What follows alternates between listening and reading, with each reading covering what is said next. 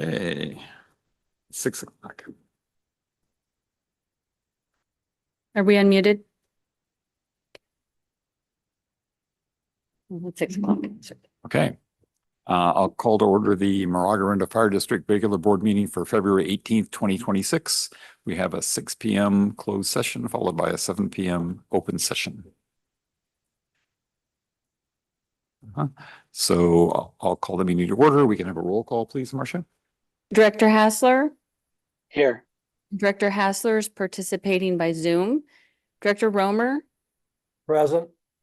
Director Romer's participating by Zoom. Second Vice President Jex? Here. Vice President Danziger? Here. And President Jorgens? Here. Okay, and we can have the Pledge of Allegiance. Pledge allegiance to the flag of the United States of America and to the republic for which it stands, one nation, under God, indivisible, with liberty and justice for all. Okay.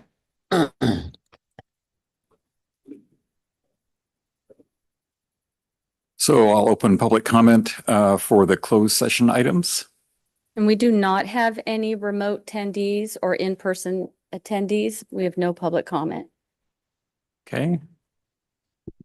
So we'll close public comment. The governing board has adjourned to the closed sessions. Open session will begin at 7 p.m. Thank you. And the time is 6:01.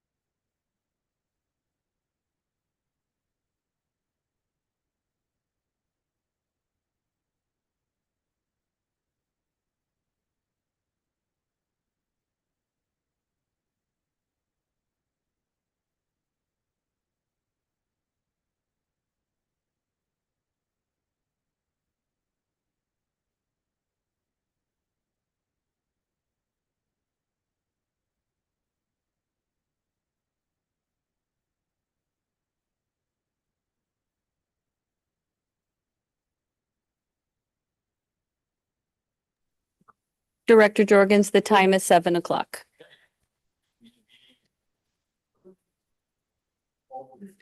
Director Hassler? Here. Director Hassler's participating by Zoom. Director Romer?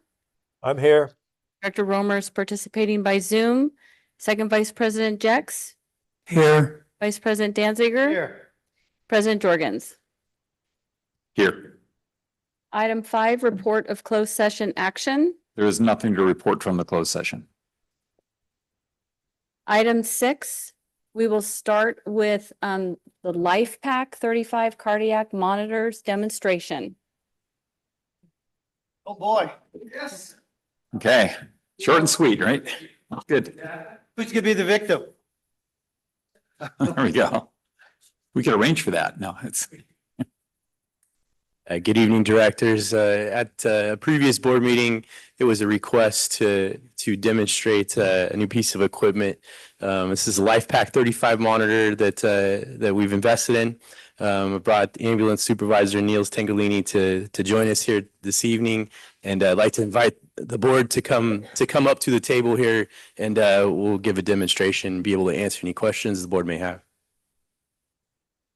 So we can see it. I don't know. I'm okay from back here. This is the latest upgrade in, heart monitor, defibrillator technology. When I started in the field in the late 80s, we were on the LifePak 5. This is the LifePak 35.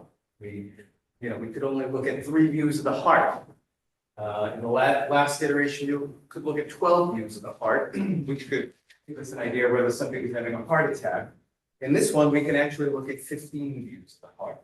So we can actually check if people are having what we call a posterior myocardial infarction or a right-sided myocardial infarction, which is a further advance in the technology. It's really the first to have a lot of touch screen technology.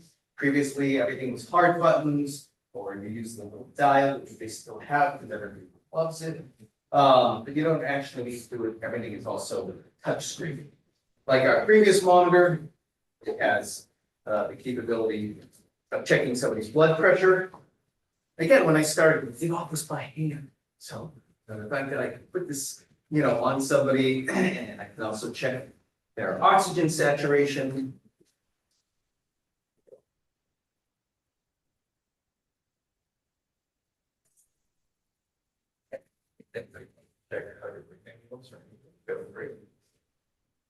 Check your blood pressure, your blood.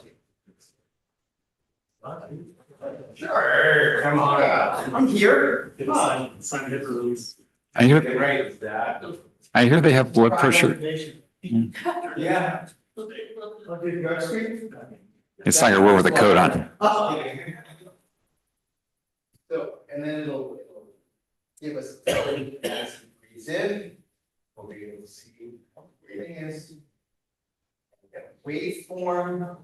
So it gives us very quickly get a lot of information about our patient that previously, it would take a while, right? If Jacob and I showed up on a scene, one of us would be busily gathering, the blood pressure and other stuff. We can get a lot of that information really quickly. So blood pressure touch screen, that's going to squeeze your arm. And we have this color coded, right? Because it's our heart monitor, it's our device that's gathering information. If I show up on a syncopal where somebody's passed out, or shortness of breath, or chest pain, I want to quickly find out how his breathing is. So this is telling me his oxygen saturation. I want to find out his blood pressure, but I really want to find out what his heart's doing. So it's set up so I have my electrodes here. And these are the standard electrodes that we put on somebody. But let's say I showed up and he was unconscious. I thought I checked and he didn't have a pulse. I have all my equipment for defibrillation right here. So it is a heart monitor, an information gatherer, but it's also a defibrillator. And this technology, when I started, we used to have like you see in the movies, the paddles. They put it right on somebody's chest. The chief smiled because he remembers. Right, there was nothing more satisfying than using those paddles, but it turns out these stickers are much, much more effective. Darn it. So we can see your blood pressure. I can see your O2 set, breathing well. You've got a good blood pressure. I'm actually going to hook up to this box so I don't have to start putting electrodes on your chest. So with this, we also got these simulators. So as I do training for folks, particularly we're bringing in new paramedics and EMTs, I'm doing a lot more teaching and training. So these simulator boxes that came as part of the contract with these are very, very, very helpful because I can make the monitor think that somebody's in cardiac arrest. I can make the monitor think that somebody's having a heart attack. And so then my crews can sit there and diagnose them.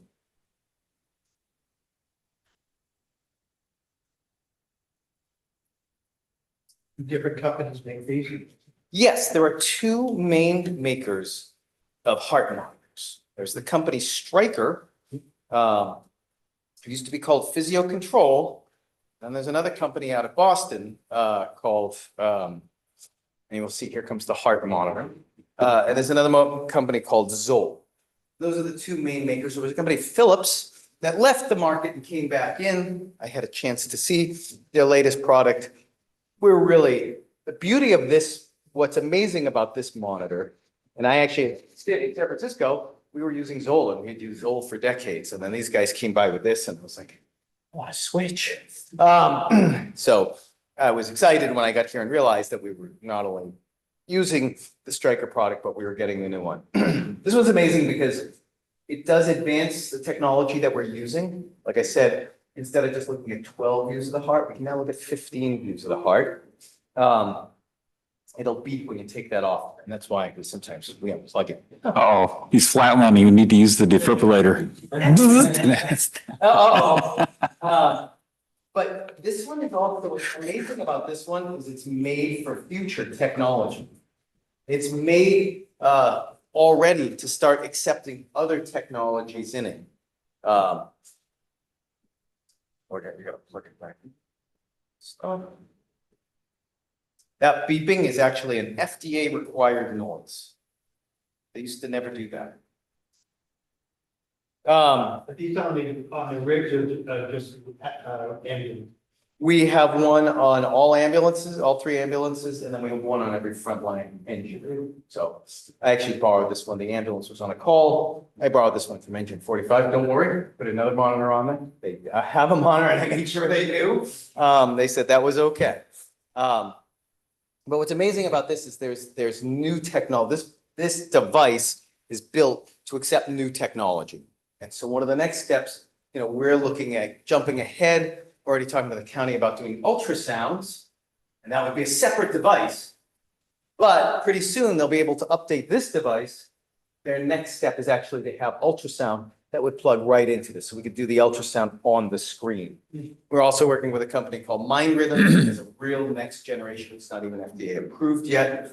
Device that helps detect large vessel strokes. And they're actually thinking about buying that company. I should have said that, but I've heard rumor. And that device would be built right into our monitor. So those would all be upgrades to the device that you purchased. So what you bought is you bought a future-proof device. So what's amazing about it is it's already allowing us to do stuff that we weren't able to do, just 6 months ago. And you've got a device that will take us definitely into the future as well. So I'm really excited to have the opportunity, and all the crews are really excited to work with it. The Stryker rep has been amazing, coming around, working with us on training, working with us on making sure that training's taking. If there's any problems, they've been incredibly responsive. And yeah, it's been a great find so far, great product so far. So Great. we certainly appreciate having it. Excellent. Thank you. Thanks so much.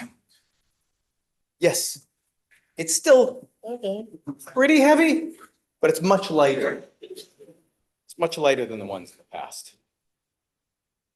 I'm glad they have It's them. cool is it's got a kickstand. Yeah. Thank you so much. Of course. I'm sure our community appreciates that we have the latest and greatest as well as the best trained folks around to do it. So that's great. Thanks, Glenn.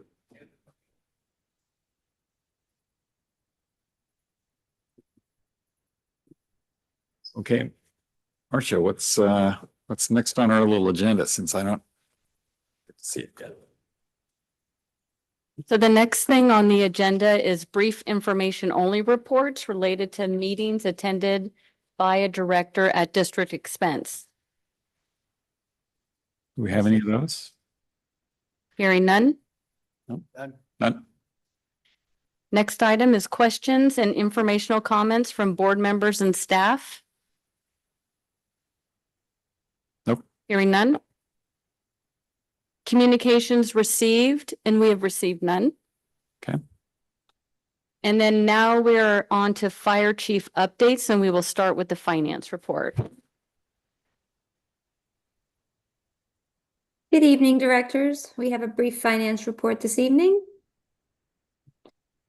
We'll start with the strike team reimbursement.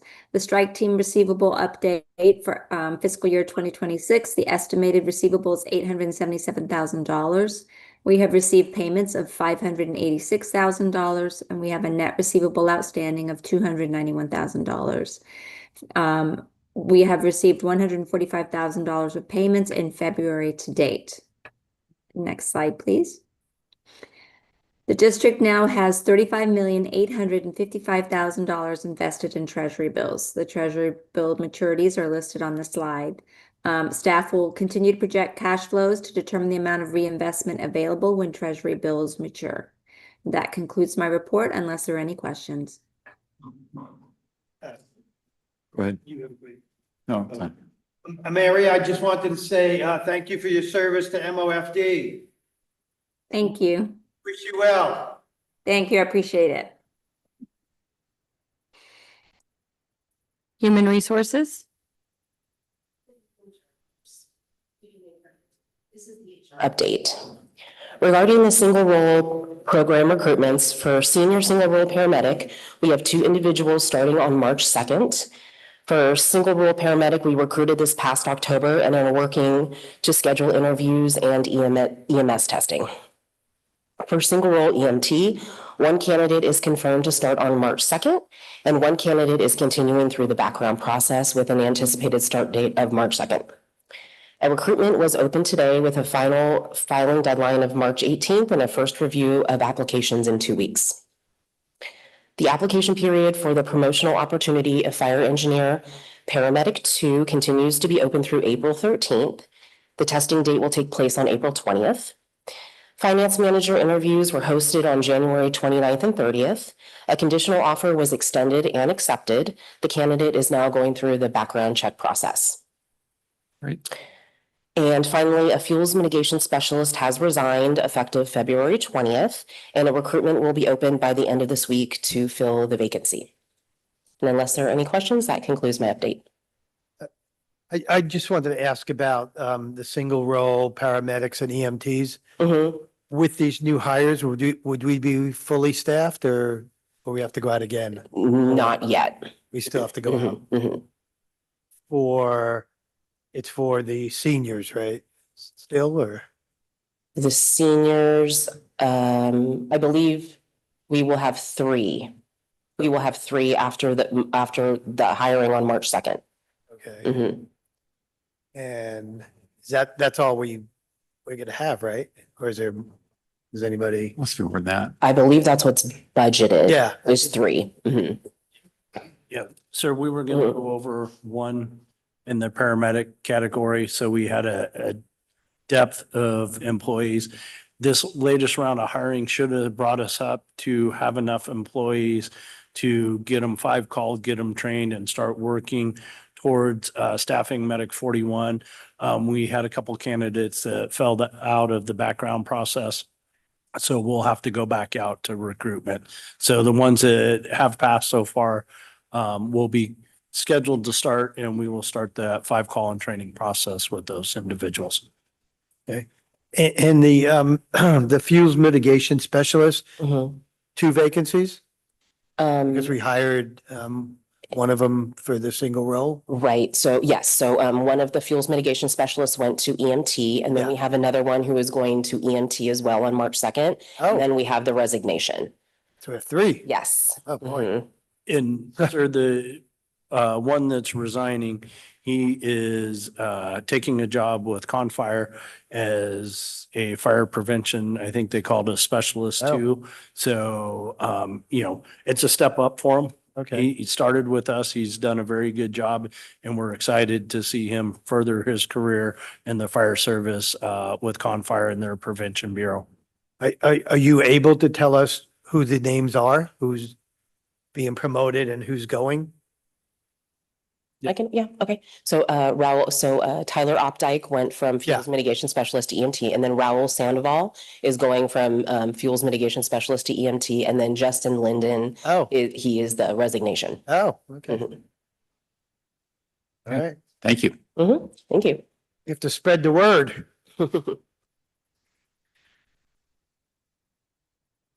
We will now have the fire prevention report. Good evening, directors. I'll be presenting the fire prevention report for January 2026. Staff maintained routine operations throughout the month. 45 exterior hazard inspections and 47 property transfer inspections were completed. Vent mesh and gutter guard orders continued to be filled. Next slide. Staff conducted 4 days of chipping, primarily in Canyon. There was also a strong plan review and construction activity with 60 hours of plan review and 19 construction inspections. In addition, the annual state mandated inspection cycle began again January, marking the start of our 2026 compliance efforts. Time was also dedicated last month to begin strategically planning for the upcoming wildfire season and the remainder of the year. That includes identifying priority inspection areas, reviewing evacuation routes, and identifying opportunities for operational improvement. That concludes my report unless there are any questions. Hearing none. Good. Thank you. St. Mary's College of California update. Good evening, directors. I'll handle this. This was just update that I wanted to present to the board to show, where we are with our nuisance alarms and areas that we have concern with the St. Mary's campus. We have seen progress in their inspection of the dorms from 15 pages down to like 1 to 2 pages of violation. So we see progress there. Our biggest concern is the nuisance alarms that are continuing to happen. We had 1 month, I believe it was October, with 25 nuisance alarms.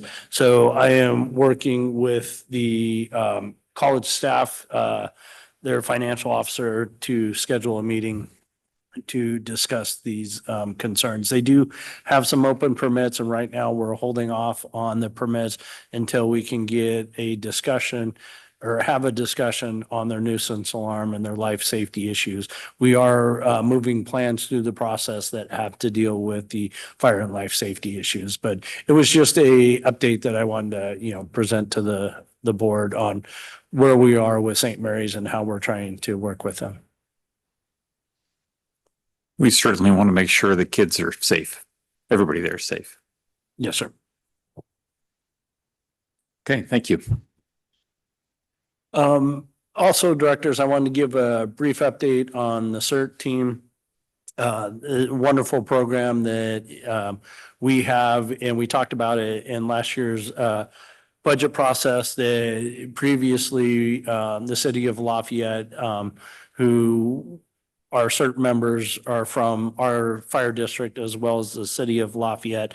There used to be an agreement where they would give us some money for the CERT program, and then that had stopped under Chief Winokur, and there were other agreements made, and I had some concerns that we were paying our staff overtime to go into another jurisdiction to provide training. I had a great meeting with the Lafayette Police Chief and his emergency preparedness coordinator, and we've set up some joint training, and we are working together to kind of solve the problem of our staff going into their city. So we currently 1 year will hold the training in Moraga-Orinda, then the next year is Lafayette. So as we do that, when we're hosting the training, we'll be the lead and take over.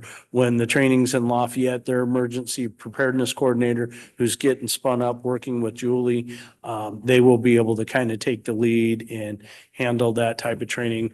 One of the things they have offered to us, and has been a safety concern for me, is the CERT volunteers using district vehicles to pull trailers. The trailers have a lot of weight and they don't have the appropriate training. So Lafayette PD has the ability to put on EVOC training or driver's training. So we will work with them to get our drivers through that training so they know how to properly drive a vehicle. But like I said, it was something that came up in last year's budget, and I wanted to make sure I closed the loop with the board and let you know that I did meet with Lafayette PD and we had a great meeting and a great plan moving forward. Great, thank you. It's good. Operations report. Be giving tonight's operation report of significant events within our district since our last meeting. Next slide.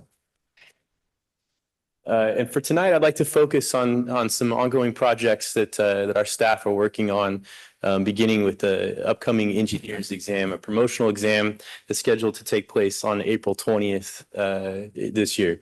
So here's the job announcement that outlines the requirements for a promotional exam for an engineer. So just to highlight a couple sections. So of the exam, a written test is required, 25% of the overall test score. A pre-trip, a DMV inspection is 15%, and that's required by our state DMV laws. A driving test is 30% of the exam, and a pumping test is 30%. This is a competitive process. It's a promotional exam. And when we hold these exams, whether it be engineer, captain, battalion chief, or beyond, we invite outside proctors to come join us as the raters of the exam to hold the objectivity of the rating system. However, these tests are built in-house by a selected small group of experts. And with that, there's a cost savings to the district because we build these in-house. So I'd like to recognize Battalion Chief Steve Gailing, Captain Hoover, Captain Nygaard, Engineer Matthews, and Captain Gergerovic for their efforts in building this, and it is a large undertaking. Next slide. So what is an engineer? An engineer is an apparatus operator. Engineers are responsible for daily, weekly, monthly inspections of all of our apparatus and equipment. They're responsible for navigating our apparatus to the safest and most efficient location of the incident, both on-road and off-road. Engineers are responsible for the safety of our crews on our roadways, and upkeep, maintenance of our apparatus, hydraulic calculations, and appropriate amount of water to the end of whatever is being flown. In this case, that's a deck gun on engine 41. Next slide. This is a picture of engine 45. This is the engineer's panel. All of those gauges correlate with either intake or discharge of hose lines.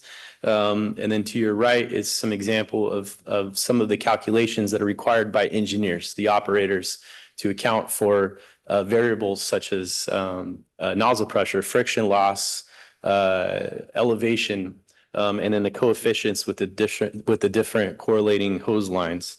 So this is more than just driving. This is a knowledge that's based on mathematics and to provide us with the most appropriate flow of water in the event of an incident that involves a fire. Next slide. Another ongoing project that's being led by Battalion Chief John Bensley is updating of our BART operations plan. This picture is a interior shot of the BART tunnel as it was being built and retrofit. But this is the Berkeley Hills Tunnel that is often taken for granted, however, is a large target hazard for us within our district. This tunnel is 3.2 miles long. Next slide.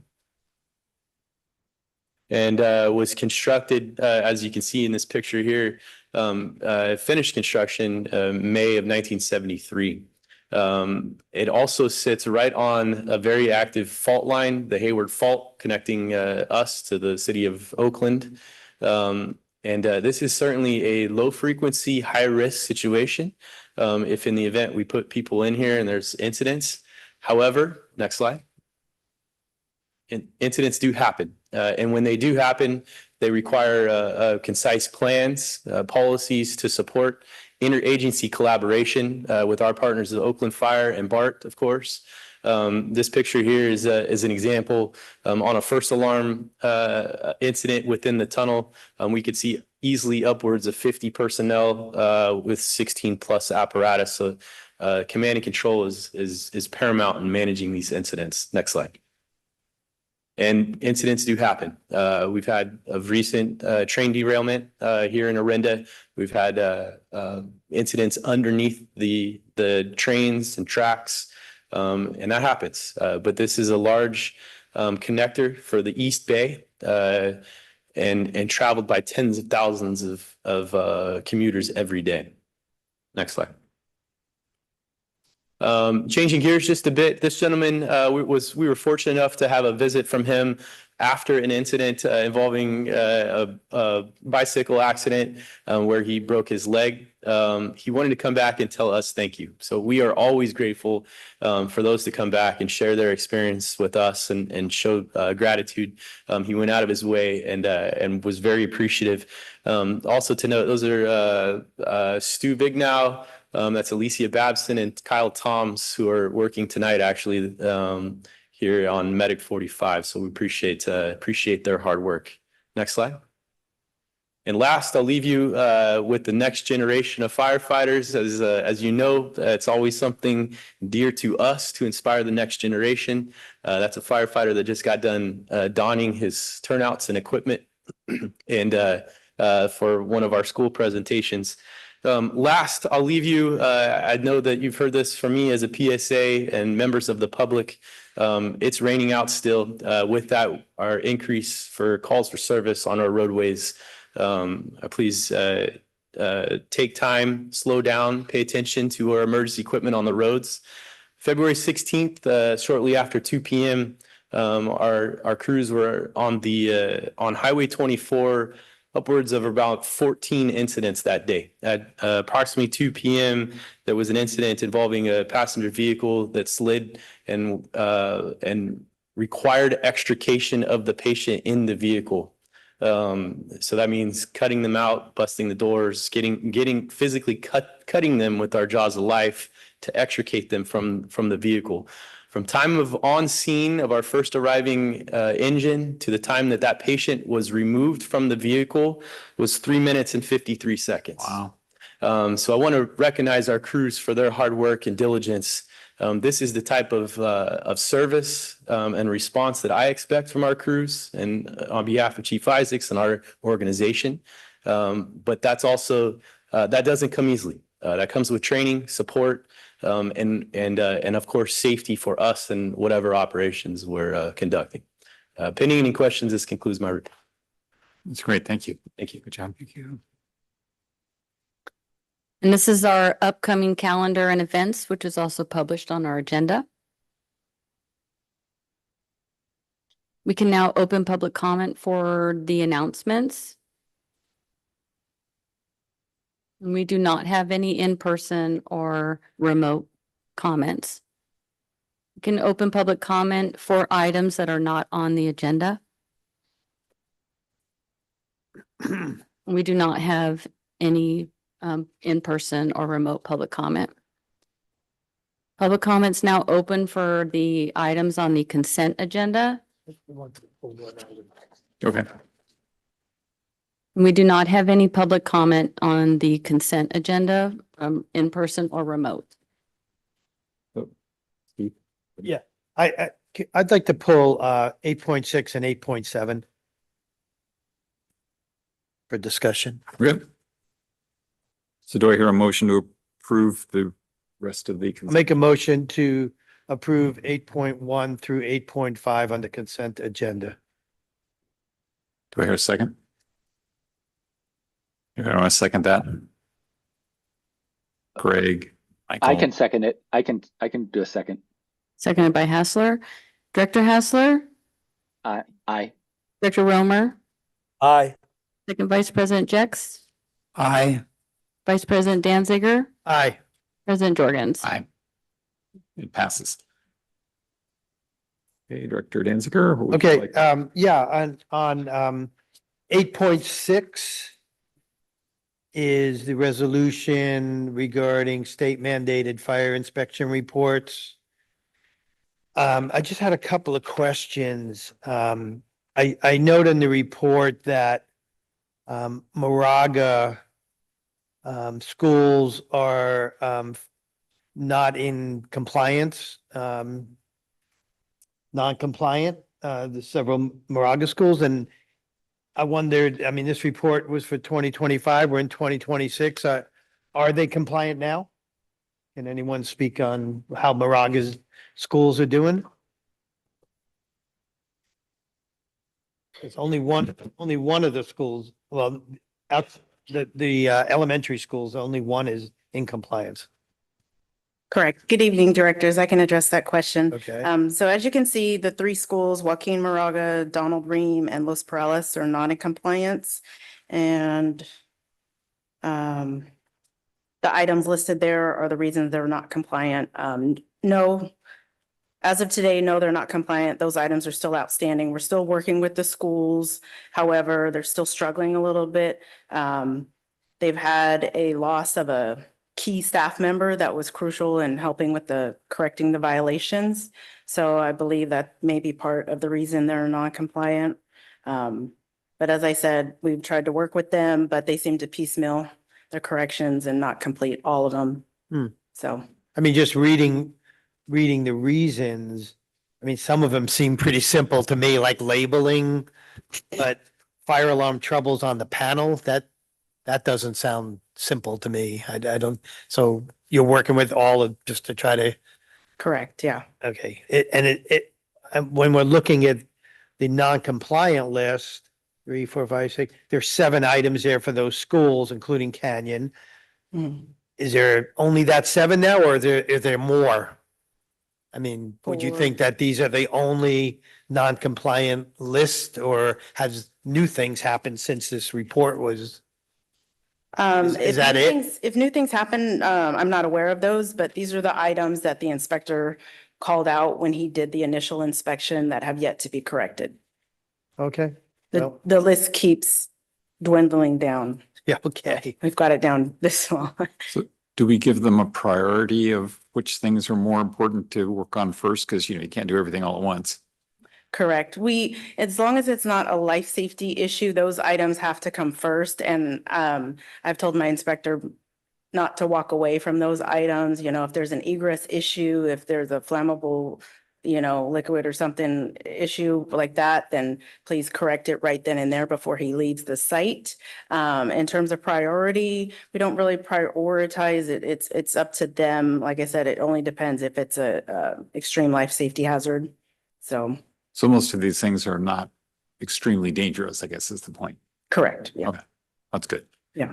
And could you just tell me what is R3? R3 is a residential home. Okay. I just noted that you took off a couple because they were R3s. I didn't know what R3 was. Correct, yeah. All right. Those aren't state mandated, so All right. Thank you. thank you. That's it. Thanks. Should we do 8.7 as well, and then we'll do them Yep. both? Okay. Yep. So I have a couple of questions on Senate Bill 707 and the updates, and Senate Bill 827.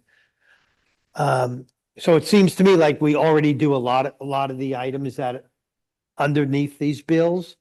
Will anything here, I mean, I read through them, it didn't seem anything was really going to impact us, but I'm seeing nothing really will impact the board. And also the second part is there going to be, besides the training item, the training update for fiscal and financial training, is there any other costs associated with any of this? Well, this is sort of a bit of a joint item between me and Marcia, so I'll somewhat defer to her, but I'll take a crack at it first. Marcia's been studying this deeply, however. And by the way, it was fun. We had a training for our firm on this, and Marcia attended, so we had a great time having her there. Most of this is fairly minor for us because we do not meet the definition of eligible legislative body. If we did, it would actually have much more significant consequences for us.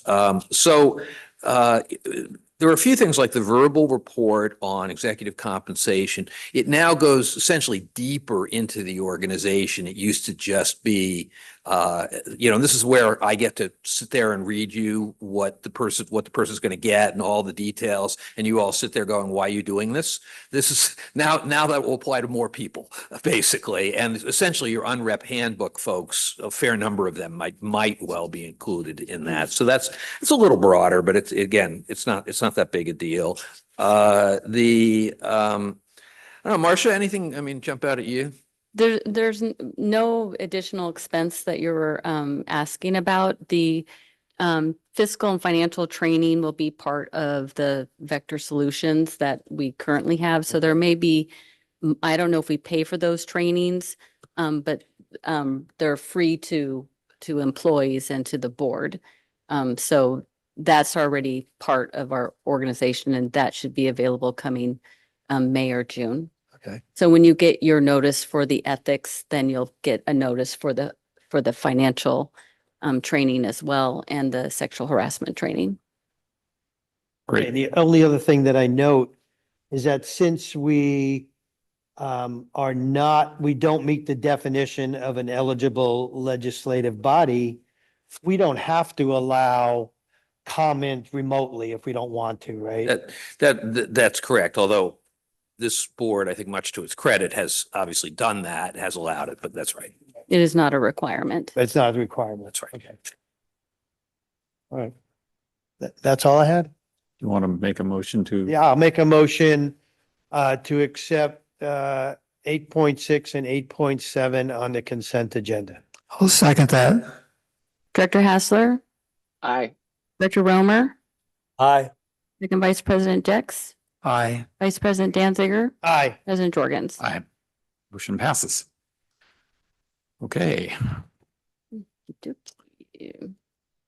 on to the regular agenda. Item 9.1, update on development of the 2025 standards of cover. Good evening, directors. This item's back on the agenda this evening to receive additional input from the directors. We had it on last month. We received some input, and I've also included that input into the staff report as we work to update the draft standards of cover on things that the board would like to see added into it. We are working to see what the cost would be to have a professional company finish this up, because this draft was created by Chief Winokur, and I've updated some of it, and we're working with our IT company to update the 24 and 25 call numbers and all that stuff. So staff is happy to take any additional input that the board may have so that we can address those issues.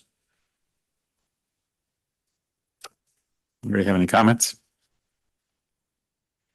Well, yes, this is Director Danziger. I really do feel that we're going to need a consultant. I mean, I mentioned it before, so I'm going to wait to hear, who's out there and what the cost might be, because I have absolutely no idea. And I do want to, when you gave us the standards of coverage from the previous one that we did get a copy of the strategic plan as well. And I think there's a tie-in certainly between the two documents. the most recent strategic plan I have, which I have right in front of me, which I think you gave us, is dated 2016 to 2021. So this is 5 years old as well. So do we usually wait for the standards of coverage report and then do a new strategic plan, or how does that work? How does?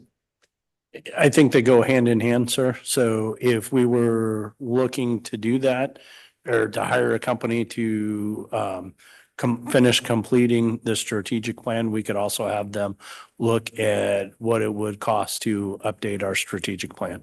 But strategic plan, I think, would be done with the input of probably the board, maybe your officers, your staff as well. Right? Yeah, absolutely, sir. A lot of Be input involved. from the board on the plan looking forward. Okay. Yeah, I just think on the standards of coverage, and, you know, on the strategic plan, looking at this document from 2021, basically, there were a lot of goals here, and personally, this was 2016, 2021. I've been on the board for part of this. But I'd be curious to know if these goals were met and where we stand on the goals, at least from this one. So I think that would be something that we'd have to address, in a new strategic plan or standards of coverage. I don't know, but I mean, some of these, from reading it, I can see that I have the knowledge at least to see that I know some of them we met, but I'm not sure on some of them because they're beyond me to decide if we met this goal or not. So I think, I think it's a good start. I really think that, I mean, there's other factors that need to come into the standards of coverage, having to do with the whole future of our district.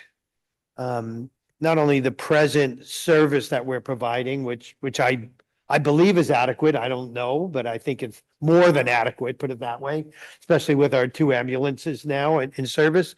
But I don't know about future needs. And I think that's something that we really do need to address.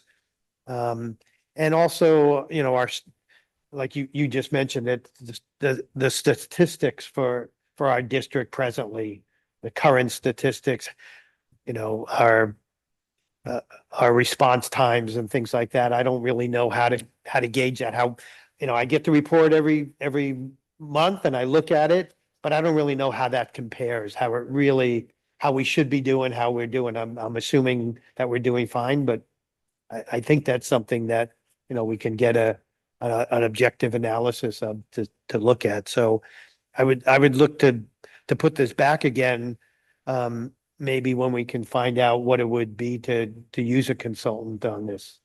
Yes, sir. One of the things I'd like to add is I think what the draft shows us is that we're good. We're meeting our response times.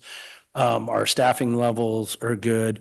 But I 100% agree with you, sir, that we need to look forward. We know both the town and the city have increased housing mandates. How is that going to affect our staffing or our placement of our equipment? I don't see that necessarily immediately increasing our call volume. I think because our utilization hours are where they're at, we would be able to pick that up. What I would be concerned about is looking at the placement of where both the town and city are planning to put these additional housing units. Are they multi-story? We've seen some draft plans and preliminary design review already coming in for Moraga. We're sitting with developers, talking to them, letting them know what the code requirements are. And there's multiple multi-story complexes, residential complexes that are in the planning stage. So having that information to put into our standards of cover, I think is crucial. We just don't have that yet because we need, the city and the town to kind of say, hey, I believe they've identified where that could happen, but they haven't identified where it is going to happen. And that's the piece that is missing in our plan. Okay, I was just curious about one thing about apparatus and future needs. We have one truck in the district. I mean, ideally, I would think that the truck is mostly full. I mean, I remember when it started, when we first got the truck, wasn't it called St. Mary's, the Spirit of St. Mary's or something? And I don't know if they paid for it or not. They did. but Did they? They paid for it. So I guess the truck is mainly in the district for St. Mary's. Is that true? Or, No, sir. The truck is a I mean- special piece of equipment. Okay. So it's our heavy rescue. And it's also for structure fires. And okay, really when we put the stick in the air for the aerial to flow a high volume of water. It's for those types of commercial structures. So we're gonna want the truck where our multi-story structures are and where those hazards are. Truck 44 is in a perfect location right now. It gets to the freeway. Okay. It gets to downtown Orinda. It gets to the commercial and apartments in Moraga. But that is one of the questions we have to ask is if the city and town increase the residential units like their state is mandating, do we need to move that truck to, say, Station 45 and open an additional engine company? Hmm. Is the truck location adequate where it is to meet the freeway needs and the structural component needs? So yes, those are the questions that we have, and that it would take that expert or okay, a consultant to help us answer those questions. okay, thank you. While we're talking about the truck, could the truck be right now corded at any other station? Could it go into the bay anywhere else? I don't think it could fit at 42 or 43.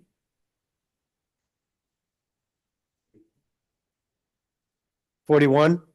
And It could? No, not present 41. yeah. Okay. That's all I got. Okay. I give my comments, we had an hour-long discussion, and I think most of them are reflected in the kind of to-do list to add to a list on here already. So any other comments, questions? Not, we'll move on to the next thing. Okay, we will go ahead and open public comment. We do not have any in-person or remote public comment. We did receive one written public comment from Jonathan Goodwin, which was included in the packet. Okay, thank you. Item 9.2, mid-year budget review. Good evening, directors. The mid-year budget review has been prepared. The mid-year review uses the actuals for revenue and expenditures for the first half of the fiscal year to project where we'll end the fiscal year 2026. The latest projections are used to begin the fiscal year 2027 budget process and used in the long-range financial forecast update, which will be presented to the board at the next board meeting. The original budget adopted in June 2025 projected a general fund surplus of $34,000. The fiscal year 2026 budget included assumptions and projections regarding the new single-role paramedic program and EMT implementation. The updated projections based on financial information through Q2 is a surplus of $516,000. Yay. Yay. Okay. First, we'll review revenue on the left side. Property tax revenue is projected to exceed budget $62,000. This includes a conservative projection for supplemental property tax revenue. This is supplemental property tax revenue is generated from property ownership changes, new construction, and remodels. It's likely the district will receive more than the projection of $550,000. And for comparison, last year, the district received $633,000. And in the prior year, the district received $672,000 for supplemental property tax revenue. Investment earnings are projected to exceed budget $350,000 due to increased interest rates and board direction to move investments into higher yielding U.S. Treasury bills. Ambulance revenue is projected less than budget $510,000 due to increased write-offs for residents. Ambulance transports are trending 2% higher than the prior fiscal year. Fire prevention revenue is projected to exceed budget 233,000 due to increased plan reviews, due to St. Mary's College nuisance alarm fees, and due to administrative citation revenue. Do you want us to ask questions along the way, or do you want it to be? However you want to do So it. the ambulance budget, I think someplace in there it said that we were missing the last month's revenue. Is that true? Sorry, I couldn't hear you. The ambulance revenue, I think in your note, it said that we were missing the last, it wasn't a 6-month, it was a 5-month forecast, and that was part of why it was low. Oh, no, that was for the January financials on the consent calendar. Okay. So this is through the mid-years for 6 months of ambulance. So what's our total annual ambulance revenue normally? Like $1.3 million or something?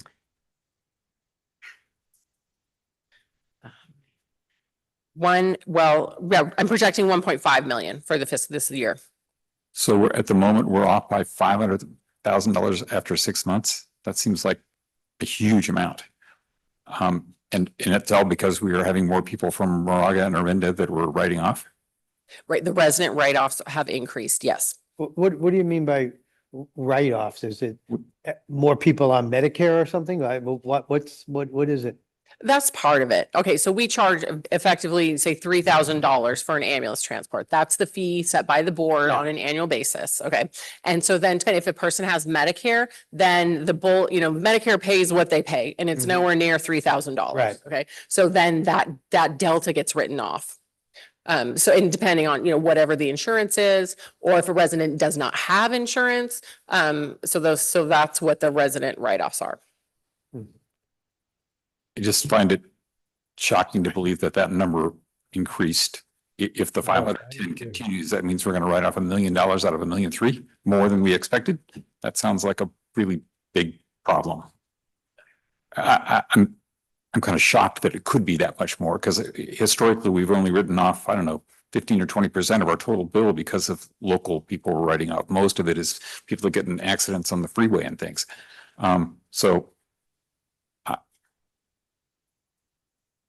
I guess I'm skeptical. How's that? And I guess the other question is, and I know we had a presentation right here in this room 6 months ago or so from the people setting the new bills. So when we're only allowed to charge, we can't make money. I get that. And these things don't, writing these off doesn't count. But if there are other people that don't pay, do we actually take our total expenses and minus the expenses for the people the local people we don't get charged for, and divide it by how many accidents there are, how many people we have to charge? Because I'm wondering if we are grossing it up like that, like we should, or if we're just charging what our cost is for each individual.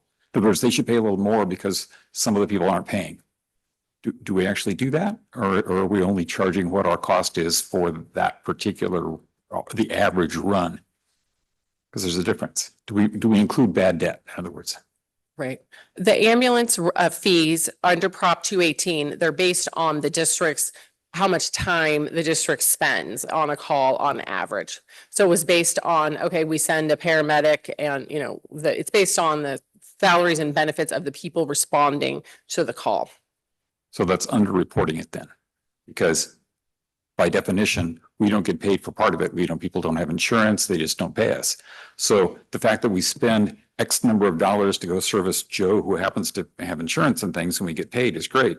But when the other people, and it's a pretty significant percentage that we don't get paid for, it seems to me, we should have been grossing up the amount we charge everybody, because some of them don't get paid. So our actual cost, because we're supposed to be able to not make money, but we can charge what our costs are. I think we undercalculated our costs. So it's not in this agenda item, but we need to think about that going forward, because I think we're underbilling. And maybe there's a state regulation about it, but I think we're underbilling. We're not covering our full costs for doing it, I guess is my point. We need to have a fully loaded cost of labor, which includes the bad debt, everything. But it's a different point. What was the difference in the assumptions made that resulted in a higher revenue expectation that we have adjusted now downward? Right, the revenue for the fiscal year 2026 budget projected an increased revenue of 4% for ambulance revenue. And now it's going to go down 40%. Because it's $500,000 out of $1.3 million. Right. So how does that work? We're off by 40% in our numbers? I don't think it's 40%. So the budget for ambulance is basically $2 million. Mhm. And we're projecting that we're going to receive $1.5 million. And what did we projected before? The budget was 2 million. That was the plan. So what happened last year? What happened last year? What was our write-off? I'm gonna have to open up the ACFR. But we knew what I mean, so you're saying our write-offs changed by $500,000? No. Because that's what this Well, says. yeah, that is, yep, 500,000, yes. How can that possibly happen? How can it be? Right, I have, so yes, I've reached out to Whitman Enterprises, which is our ambulance billing company. And so I will get some more information from them on this. I mean, I could see how it, over time could change a couple percent a year or something, but it can't change 25% in 1 year. I just don't believe that. I'll get some more information and bring it back next month. That'd be good. Okay, sorry, keep going. Oh, sorry, back to Yeah, that go previous back. slide, please. Go back. We didn't finish. All right. Okay, so for expenditures on the right-hand side.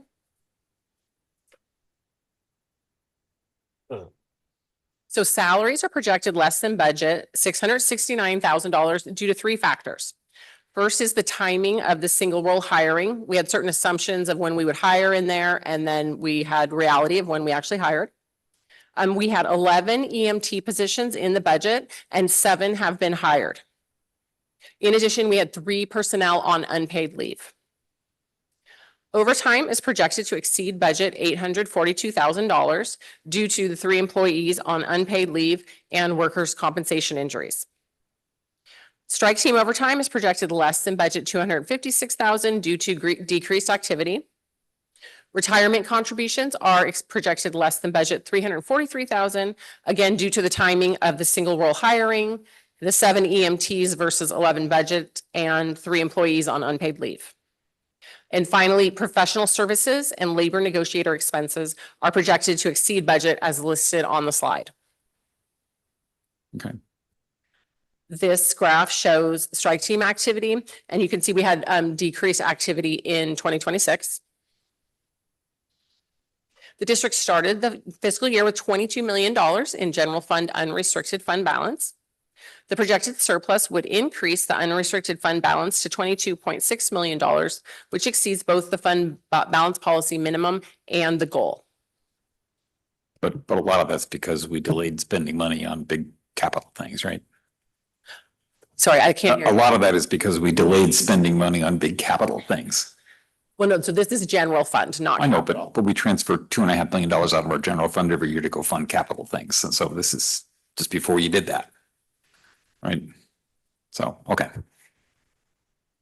The capital projects fund has a projected deficit of $2 million, which includes apparatus purchases of $5.2 million. For Station 45 remodel, we only projecting spending $5,000 this fiscal year. And for Station 41 construction project, we're projecting that we'll spend $25,000 for that project. I think that's going to be way low. I mean, we have 4 more months to spend the money, and I think we're actually starting to do things. So I think that's my impression would be that's going to be low. So, okay. You're not asking us to change the budget. You're just telling us what your current forecast is for the end of the year, right? Right, yes, and that projection was done in consultation with staff. Okay. The budget adopted by the board last June included a transfer out of the Tunnel East Bay Hills Fuel Break Fund and a transfer out of the Fire Risk Reduction Grant Fund into the general fund, as has been past practice. The board has discretion of where to transfer the residual fund balance for the 2 projects. This agenda item includes language for the board to discuss and decide where to transfer the residual fund balance. The Fire Risk Reduction Grant Fund paid for 2 fire prevention specialists for 3 years ending March 30, 2026. The board authorized continuing the 2 specialist positions in the general fund, and the costs for these 2 positions are included in the general fund beginning April 1, 2026. Staff recommends 1 mid-year general fund expenditure budget adjustment decrease in the amount of $725,350. Staff recommends 1 capital projects fund budget adjustment decrease of $4,720,757.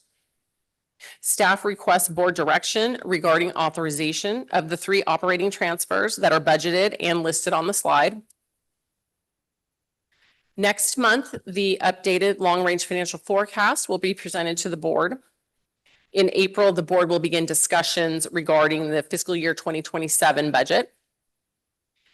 And the last slide, that will again have 4 financial updates this fiscal year. This concludes the presentation. Any questions, comments from the board? Yes, this is Director Danziger.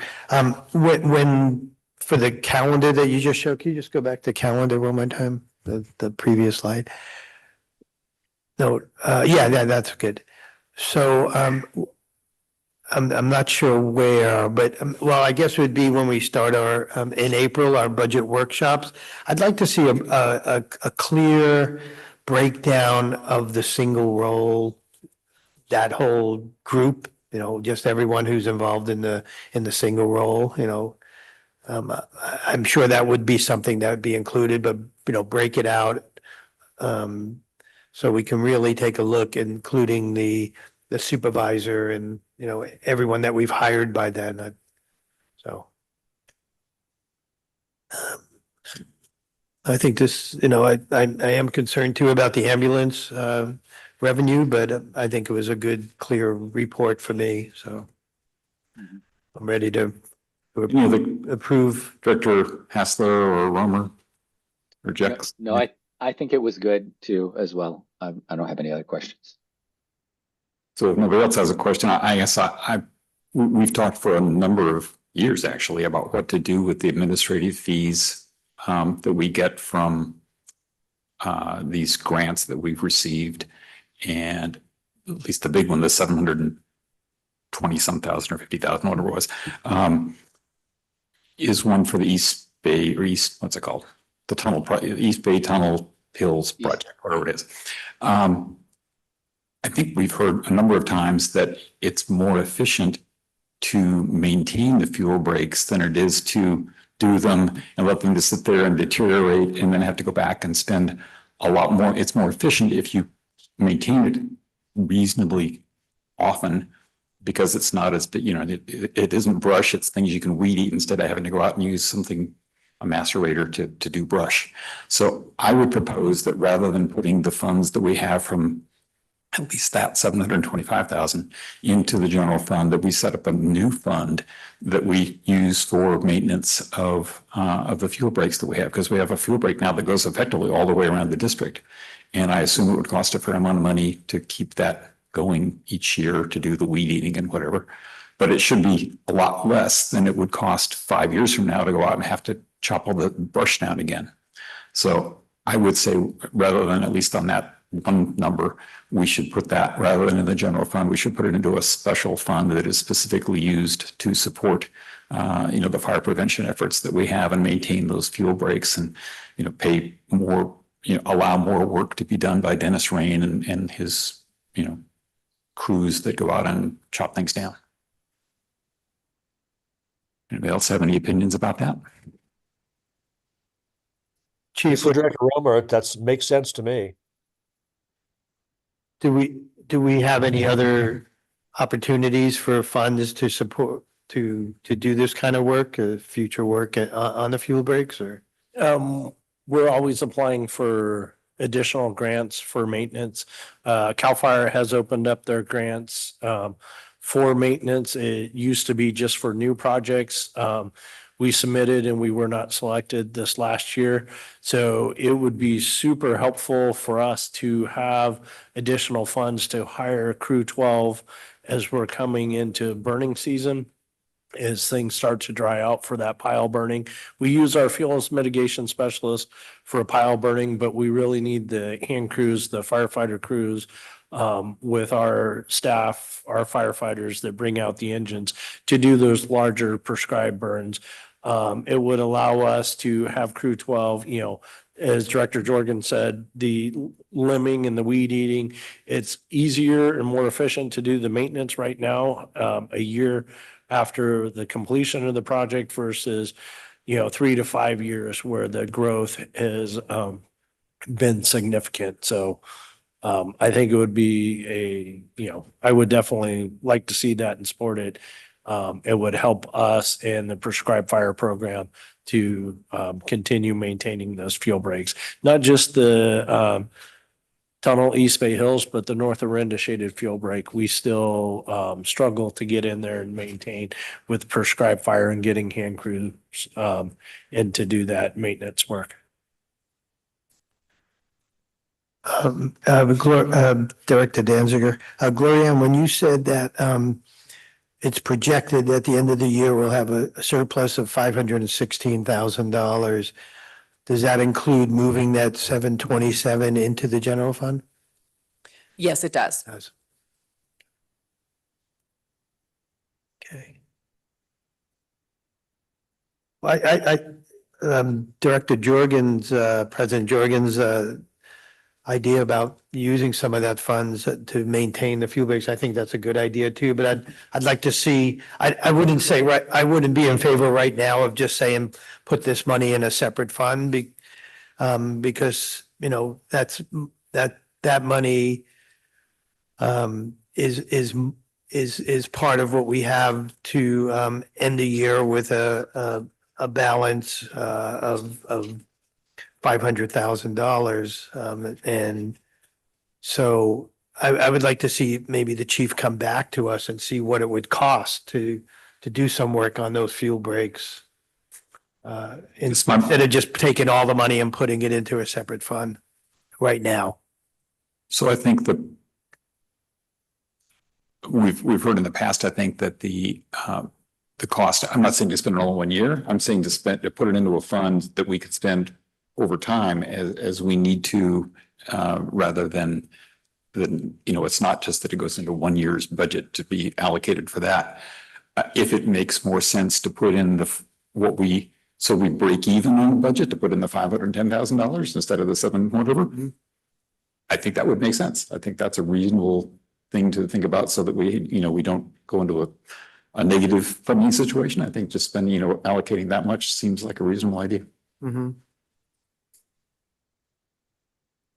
So I would propose that I would move that all the other things that were in here, if we're looking for a motion, I would say, I would agree with all those other than I would allocate $510,000, which is, or whatever the number is, that's supposed to be our surplus, our new projection to be the surplus, to go into a fund to be used over time as the chief and we see fit on maintenance of our fuel breaks. So that's a motion that I would have to do that. If that's a motion, this is Director Romer and I second it. So I'm sorry, I just have a little hard to hear a little bit. So I didn't quite get what exactly. It's to approve everything in this, but for, instead of the 725, 350, I think it's the part of it that goes, right, to go into the general fund, to leave 510 out of that, put it into a special fund and put whatever the balance is, the $215,000 into the general fund and leave the 510 in a separate fund. Okay, So we have a balanced budget. got it. So that was we have a motion on the. And so I just have a question on the motion, I guess for staff here. Do we need to put that money in a special fund or can we just allocate it as needed for the maintenance of the fuel breaks? I mean. I think, right, for transparency, and I think it would be cleaner to keep it out of the general fund. Okay. If you're going to only use that money to maintain the fuel breaks. Mm-hmm. Okay. Okay, and so we have the motion and we do need to open for public comment. Okay, So So- public comment is open. We do not have any in-person or remote public comment. Director Hassler, Aye. Director Romer, Aye. Second Vice President Jex, Aye. Vice President Danziger, No. President Jorgens. yes, aye. The motion passes.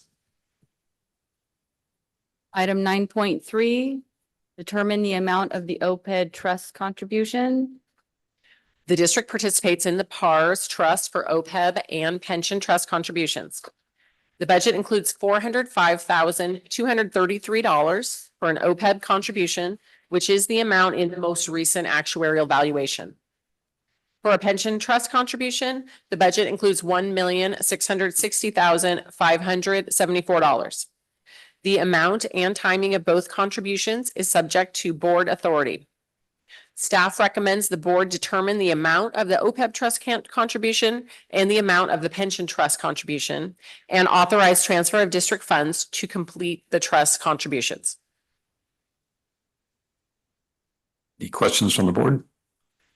This is Director Danziger. Could you just briefly, I know you've done this before, but could you briefly tell us how these amounts are calculated? So the OPEB contribution, each year we hire an actuary who looks at the district's, basically their employees as well as the retirees and projects, how much money we need to set aside for future retiree medical, benefits. So that amount is calculated by the actuary.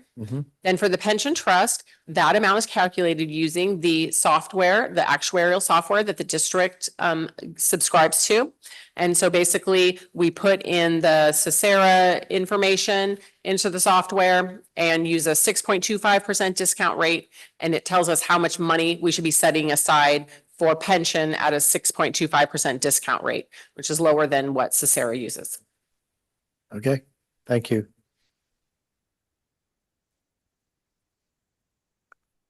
So any more discussion about that? Do we have any public comment?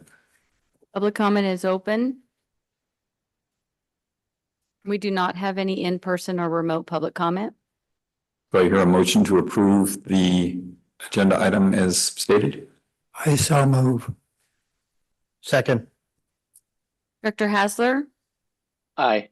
Director Romer, Aye. and Vice President Jex, Aye. Vice President Danziger. Aye. President Jorgens. Aye. Okay, the motion passes. Item 9.4, approve resolution 2602, authorizing an information technology service agreement. Good evening. This is an important contract for the district.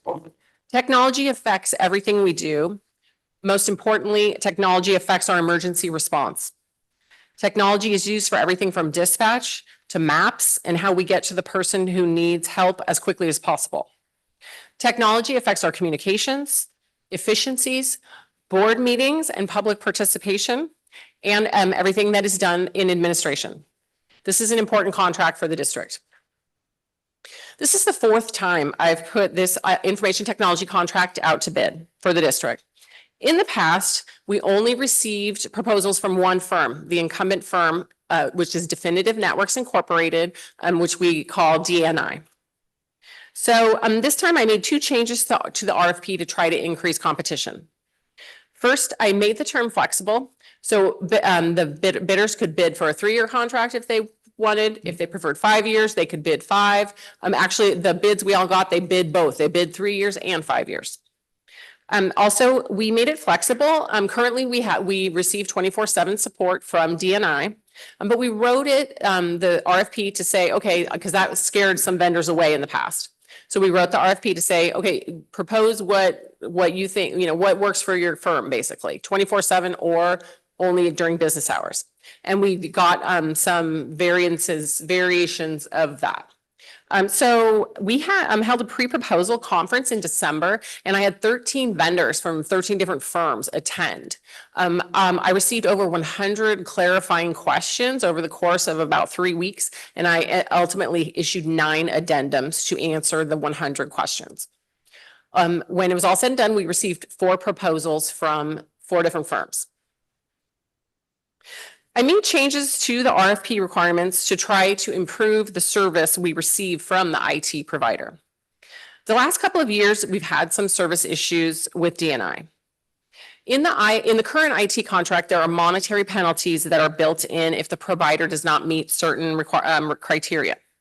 So one of the things I did was I increased the penalty amounts because one of the penalties every single month, they don't do what they're supposed to do. So clearly that told me that the amount I was charging them didn't get their attention. So I increased the penalty amounts. And so then also I changed the measures to completion of requests. So the current measure is based on the initial response. They have to respond within 2 to 4 hours, depending on the severity of something. But what was happening, yes, sure, they were starting their response, but they wouldn't finish their response. So I changed it to finish your response within X amount of days, basically. So the 4 proposals were evaluated based on technical qualifications, approach, resources, references, and fees. Fees were considered, but were not the primary factor. In-person interviews were held with the top 3 bidders. And we ultimately decided that the top 2 bidders were O3 Incorporated, which is a firm out of Pleasant Hill, California, and the incumbent DNI. Staff concluded that O3 may not have sufficient on-site staffing. We also concluded that O3 may be a good option for the district in the future if the firm grows. DNI service recently improved. They recently added a new staff member and assigned him to our contract, but their service requires monitoring. So the RFP process, it was a lot of time and effort that went into it. And I would prefer a 5-year contract. However, based on the factors on this slide, I'm recommending a 3-year contract. I think a 3-year term will give O3 time to grow and hopefully become a better alternative for us. And hopefully 3 years will keep DNI from getting complacent in the service that they provide. Staff recommends the board adopt Resolution 26-02, authorizing an information technology services agreement with Definitive Networks Incorporated for the period July 1, 2026 through June 30, 2029 in the amount not to exceed $736,956. This concludes the staff report. So remind me how much lower the other price was, or was it lower? Oh, I have that. Let's see. You're talking about O3, how much theirs was? Okay. Let's see. Oh, here we go. O3. All right. So O3 is at, I have it at the month, $17,233 a month. And DNI is at $17,801. So about a $600, DNI is about $600 more a month. So not that much. Do we have this apply to all of our IT needs, the 24/7? Because, people that are writing reports, as an example, don't need 24/7. Gee, my computer's down. If it's down for a day, it's not going to kill anybody. On the other hand, the emergency people need to make sure their networks are up 100% of the time. Just plain don't ask any questions. It's got to work. So did we separate those 2 kinds of concepts from the emergency folks and the kind of the regular, even when the emergency folks get back and they have to write a report, that's not critical. It's only critical when, there's somebody's life on the line. Did we differentiate those 2 parts of the bid? Somewhat. So the RFP included the after hours response. Okay, according to DNI, and again, this is kind of part of the information that I don't have because DNI has not been giving it to me. So part of it is then, according to DNI, 18% of our service requests are after hours. Now, I have no way to verify whether that's true or not, but that was the best information I had, and that's what I put into the RFP. And then we made it so that, the vendors didn't have to provide 24/7. We said, most things don't require that. And so we didn't, and so it was interesting. The first 2, O3 and DNI, they both bid a 24/7 response. But the number 3 bidder, they did not bid. They bid only during business hours. And then they wrote it so that after hours response, they would charge us an hourly rate.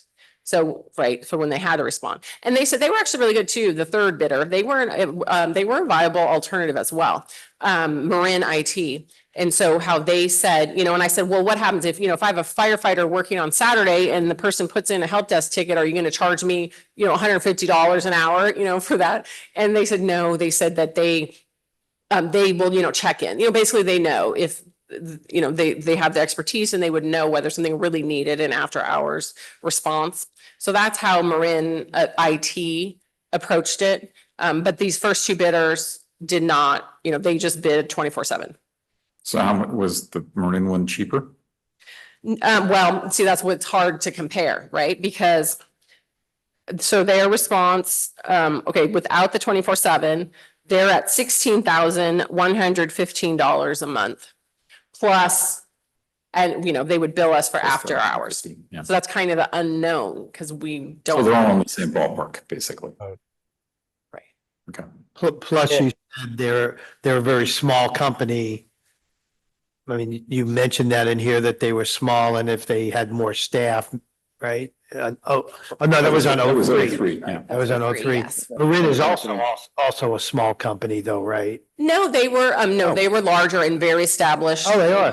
Have done many, fire districts and a lot of public agencies in Marin County. Oh, the Marin. So that was a question I had is in your report, you say that the top three bidders all have expertise, but the following two have fire agencies, but you're telling me now that Marin also has fire agency. So the top two had fire agencies in Contra Costa County. So Marin has them they had like Novato Fire and I think Southern Marin Fire and so on. So yes, they had fire in Marin County.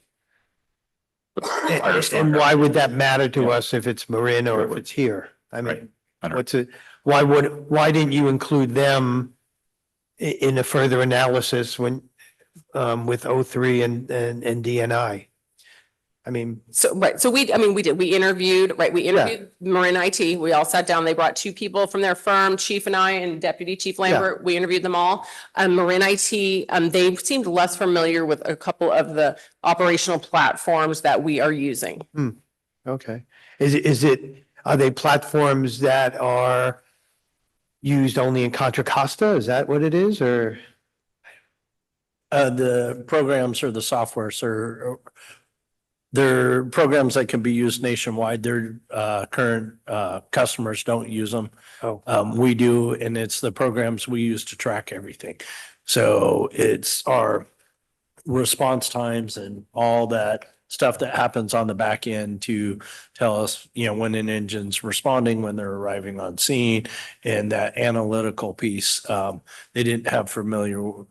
They weren't familiar with that. The other thing that really stood out to me was they seemed like a company that comes in, gets you up and running, and then goes very hands-off. And we need the other two companies come in, get everything up and running, and then they're there to support you in the daily operation. And the concern 03, we really liked, but they had two staff members to come in and help. And when they told us that, hey, one of us is really busy with another customer here in the county. And I think there's some room that they need to grow. And as Glorianne said, they could very well be a good option in 3 years. In the fourth one, Concourse, you didn't have any other, they're from the numbers, they're definitely way lower, but you didn't really have any discussion of them. Did you just think they didn't meet your needs? They didn't have any local clients. They were out of New York. Okay. And then they had, you know, somebody in Riverside County was one reference and another reference in Southern California, but they didn't have any Bay Area references, Okay. nor did they say that they have an office around here or anything. Okay. And where is DNI? Pleasant. Pleasanton. I thought they were in LA. All the data centers are in LA. Right, so they have, two data centers, right? One is in, I think, San Jose, and then the other one's in Southern California. But their actual office where they respond from is in Pleasanton. So they actually physically come out to our office? Yes, they do. And how are the New York people planning on handling that? Sorry, how? The New York company that bid, how were they planning on handling that, need? Well, they did not address that in their proposal. They didn't say anything about that. So, that's where that's That's kinda the weird. primary reason that we did not interview them.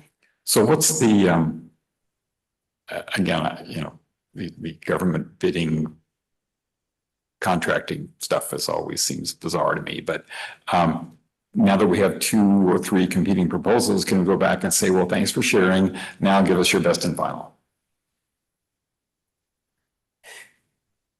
Funny that you should ask. So actually Gloria did a nifty little bit of that with DNI because they actually came in quite a bit higher. And Gloria went back to them. She asked me whether she could go back to them, and I said, yes, you can. And she did, and she actually got us a hefty discount, right? It was what was it? They, 5,000 a month off or something. It was a lot. I don't know if it was that much, but it was huge. yeah. Yeah, I think, yeah. I think it was 5,000 a month that she got off. So that's why they're so close in price to 03. They wouldn't have been, but Gloria used the 03 bid sort of to talk DNI. And of course, the issue is, I mean, we've had, as I understand it, of course, I'm not personally involved, but DNI has had some significant issues with us, for us. I mean, they've, except that they've recently gotten quite a bit better. And so the concern is, I guess that it sounds like essentially we're satisfied with the level of service currently, but we're worried about relapse. So is there a way, if we're worried about the staffing at is it 03? Is that the name? Can we go to them and say, hey, if you staff up and cut your price a little bit, we'll go with you? We discussed the staffing with them, and they said, if they get this contract and they need to hire more people, they will. But that's different than saying, if you hire more people, we'll go with you. But, in other words, if you have a staffing requirement for them to say, you need to have this many people available, or, whatever metric you have to use, that's a different thing than them saying, oh yeah, well, don't worry, if we get this contract, we'll hire the necessary people. We need to define what the necessary people would be. But, and again, you can always beat people up on price. It sounds like you did a great job already. How does this price compare to whatever our last contract was per year or per month or whatever? Yeah. it's less. Let's see, I have that. Oh, here, I brought that. Okay, so our current contract, we're paying basically $23,930 a month, $24,000 a month. And then it's going to be with DNI, it's going to be $20,000 a month. I thought it was 16 or 17 went up into that. So it's about a 14.5% less. Okay. I thought the numbers you were quoting, they were like 16 or 17,000 a month. Okay, but this has the fiber in there also, because the fiber is like a pass through, but their fiber costs came down also. So this is with everything. It sounds to me like with no offense, but in the past, I don't think we had as competitive a bid, and it sounds like we've been getting kind of ripped off a little bit by these guys, which we kind of worried about a long time ago, but that's okay. Well, it sounds like you did a great job getting them down on price. Do you think they're as far down as they're going to go? In other words, if you went back to them now and said, look, the 03 people are still cheaper than you are. They're willing to staff up. They're willing to do a lot of things. Give me your best and final number, and then we'll make a decision. And I'd make an offer of $1,000 a month less, because they've been making a lot of money on us before this. I think if that's the board's instruction, we can do it. I don't know, I can't say what. The worst thing to do is say no. Right, yeah, exactly. The worst thing you do is say no. Yeah, I think that's right. Although I would say the discount that Gloria. Well, it's great, but it's now down to what the competitors are. So, or almost. They're still $600 a month more, right? I think if the board wants to delay this, the contract isn't up till June 30th, I think. Is that right? Right, June 30th. You have a little bit of time, and we could certainly have further conversation with them. I think. I don't mean to speak for you, but Yes, no, we can. Yeah, okay, so I just want to make sure that I'm communicating the right thing. So basically, you want them lower than 03, or you just want me to say, what's your best price? The board? Well, I'd ask them, for their best price, but tell them, that it better be at least this good. Otherwise, it's not gonna be the best price we have. Okay, right, okay. And the O3 people are, local and eager and I would remind them that this is a lot lower than their price used to be, which means they were giving us a bad price for a long time. And they made a lot of extra money on us. And we're not happy with that. Gloria, does DNI have a dedicated person for us? I mean, there's people assigned to our contract. Now, they don't exclusively work on the district. They have a lot of different clients, but there are people assigned to our contract. Who understand what we do and how to respond to us. And I mean, you mentioned it here, you have some issues in the past. Do you feel that those are all behind and we're ready to proceed? I mean, we had a good meeting when we interviewed Yeah. DNI. We didn't, since we know them, obviously we didn't need to talk about their proposal really. We knew what we were getting. So mainly what we used our in-person interview for was to give them this feedback with, real examples of service deficiencies that we've experienced the last couple of years. And they were aware of it, and that was part of why, they knew I wasn't happy. And they knew the chief wasn't happy. And that's part of why, they hired this new person and assigned him to us. And we're having these weekly meetings and a lot more, a lot of it's communication. And so that has been improving. So we did give them some unpleasant feedback, but you're satisfied that they've addressed your feedback? I mean, so far, but it's far. been, Okay. but it's kind of, only been a couple months. Okay. Glorianne, this is Director Romer. Can I ask a question? Sure, please. It seems to me that you've done a wonderful job of putting pressure on DNI, and the motivation for them improving their promises is that we have competitive bids. Do they also know that in addition to you and the staff and our chiefs, do they know that the board has been not happy over the last couple of years with DNI? That's the first question. And the second question is, I assume that they know that we have these competing bids. How much detail do they know about the quality and prices of the competing bids? Okay, so first off, no, I don't think that they know that the board is not happy with them. I haven't communicated that. I mean, Chief, do you think? No. No, right? Okay. How can we not be happy if we didn't know you weren't happy? So no, because this is the first time we've heard it. Right. No, we've heard it before. I've had problems with DNI myself and trying to get email through, and I've communicated that to staff.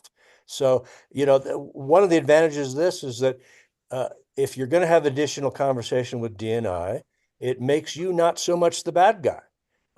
You're not happy. Chiefs have not been happy, and tell them the board is strenuously looking for, if we're going to renew the contract, we have to see improvement in quality of service and in price.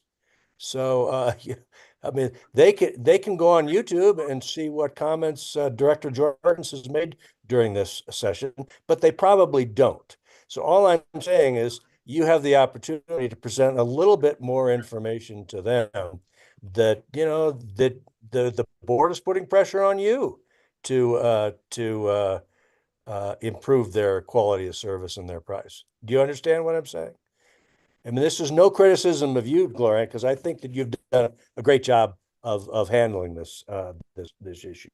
I'm just suggesting that I think Director Jorgens' ideas are good ones, and suggesting a couple of other tactics that you could use. Any other comments? Greg? John? No other comments? So what are we going to do? Do you have the appropriate guidance and we can bring it back next time and good luck. Yeah, so I think you just want to continue the item to the next meeting. Yep. Is that okay? Correct. We will go ahead and then open public comment. We do not have in-person or remote public comment. Item 10, committee reports. Audit committee, Nothing to report. ad hoc committee for administration office. Don't think we have anything that we want to say publicly, do we? Yeah, we did meet and we visited some potential sites, made no decisions. And we reported to the board in closed session. Closed session. Okay. Mm-hmm. And Station 41 and Station 45, So same thing. grant program to promote district activities. This is Director Romer. I don't think we have anything more to report, do we, Director Danziger? No. Fire prevention, town of Moraga. Nothing to report. It met yet. I'm just curious on that one. Have they set a meeting date yet? Have you ever met yet? We have never met yet. No, there's only ever been one meeting scheduled and it was canceled. Okay. Well, I know they were very interested in doing this and they're not jumping on it too much. So I was just curious. And we have not met with the city of Orinda, but we have one scheduled for maybe a month from now. Yeah, March sometime. Yeah. Very good. We will go ahead and open public comment for committee reports. We do not have public comment. Requests for future agenda items. I guess I would like to have an update on what's happening with the Zone Zero. And the only thing I've heard that might be the only thing you could report, and just maybe do a little more research on, is that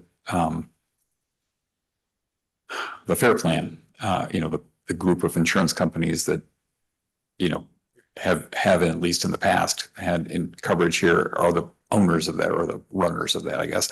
And I heard that somebody in Lafayette who is covered by that insurance got a notice saying if you don't clear everything and follow the strict Zone Zero that was originally proposed, with kind of no exceptions, that we will drop your insurance. So I want to know if that's something you've heard anything more about, or we could call somebody and ask if that's really their plan. Because if that's really true, that's going to be a big deal for our community. We wouldn't be involved in enforcing that because it's not us, it's an insurance company doing that, which is kind of what we thought maybe was going to happen with all the insurance companies for that matter. But it's a little bit surprising that it happens to be that particular one. To me, it's surprising anyway that they'd be the first ones, or one of the first ones, because it's going to affect, as far as I know, a lot of people. I mean, half the people I know have that insurance these days. So that would be dramatic to, in our community. Mhm. Well, that's it for me. Anybody else? Okay. Okay. And public comment on this future agenda item. We do not have public comment. Adjournment. I'd like to make a motion that we adjourn in recognition of Black History Month, which recognizes the achievements of African Americans in our country. Second the motion. Dr. Hassler, Aye. Dr. Romer, Aye. Second Vice President Jex, Aye. Vice President Danziger, Aye. President Jorgens. Aye. Time is 8:38. Okay, we are Good adjourned. night, everyone. Thank you. All right. Bye. Night.